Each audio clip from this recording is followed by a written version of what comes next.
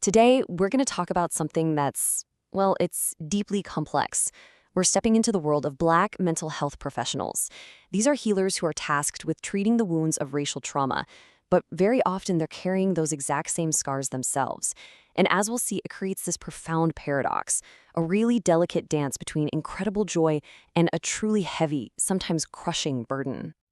And this quote right here, wow. It's the title of a key study on this topic, and it just says it all, doesn't it? For so many of these professionals, their journey into this work didn't start in a textbook or a lecture hall. No, it started with their own pain. So what is that call to heal? I mean, what really motivates someone to step into a role that is so emotionally demanding, you know? Well, it turns out that for many, that powerful motivation is born from a kind of void, an absence. You see, for so many of these healers, this isn't just a job. It is deeply, deeply personal. They get into this field to become the exact person they needed when they were younger. They're trying to fill that gap that was left by a system that just didn't see them or support them in the way they needed. I mean, just imagine hearing that. This quote is a perfect example of how one single painful moment, a comment designed to plant a seed of doubt and make you feel like you don't belong, can be transformed into a lifelong mission. He decided right then to become the kind of counselor he never had, one who builds students up instead of tearing them down. Okay, so to really get what these healers are up against, we first have to understand the wound they're treating. And it's a tricky one because it's a wound that is so often invisible, but at the same time, it is everywhere. And it's so important to get this right. We're not talking about just one bad day or a single negative event. Racial trauma is this steady, constant accumulation of harm. It's the little things, the big things, the microaggressions, the overt discrimination, and eventually it all just erodes a person's ability to cope. It's truly like death by 1,000 cuts. And listen to how this psychologist puts it. This really frames the problem so powerfully. It's not an issue you can just walk away from or leave at the office door. For both the client and the healer, racial trauma is this constant ambient stress. It's just in the air. And this isn't just an abstract idea, right? It shows up in very real, very debilitating ways.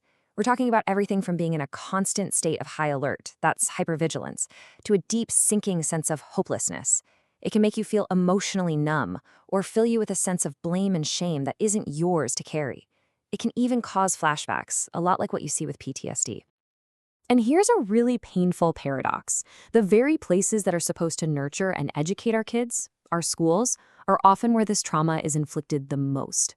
One school psychologist put it so bluntly, they said, "Students are not the problem, schools are the problem."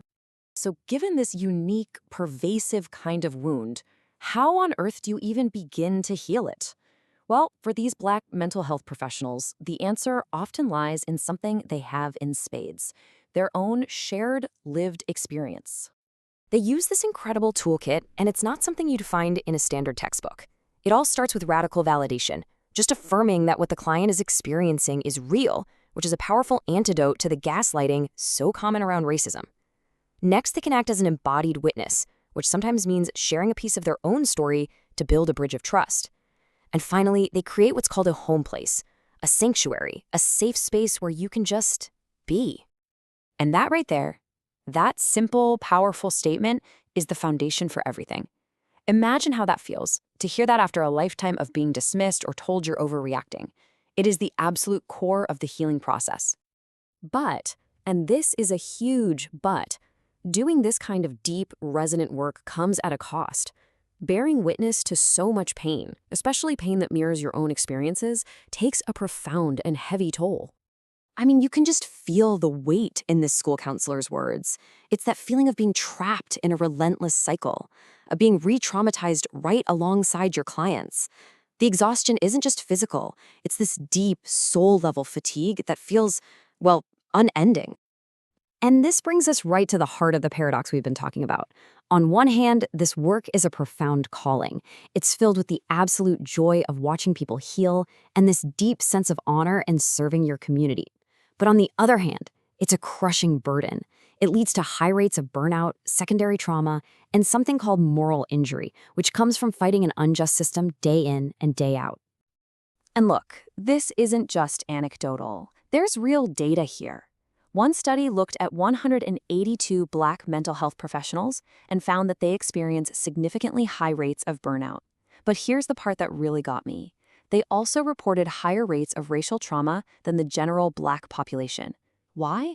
Well, it's likely because they're absorbing the pain of their clients on top of their own. So the big question is, how do they keep going with all of this? How do you sustain yourself against such a tide? Well, they've developed some really powerful and intentional practices for restoration and resilience. And what really stands out here is the focus on communal care. I mean, yes, individual self-care, like journaling or going to their own therapy, is important, but the most powerful stuff, the real secret sauce, seems to be rooted in community. Things like intentionally gathering with family and friends, connecting through faith and culture, and even engaging in activism to try and change the very systems causing all this harm in the first place. And you know what's incredible? The healing, it actually flows both ways. These professionals draw so much strength and inspiration from the sheer resilience of their clients. It becomes this reciprocal relationship where watching someone else not just survive, but do life, well, it reminds them that they can do life too. So at the end of the day, this shows us something really important. Joy isn't just some occasional reward for doing this tough work. It is the fuel. It's that deep, abiding sense of purpose and honor that makes carrying the burden possible in the first place. Which leaves us right here with this final essential question. We've seen the absolutely incredible work these healers do to repair the damage. But what would it actually take to build schools, workplaces, and a society that prevent that damage from ever happening? What does it take to build systems that truly protect so we don't have to spend so much energy just trying to heal?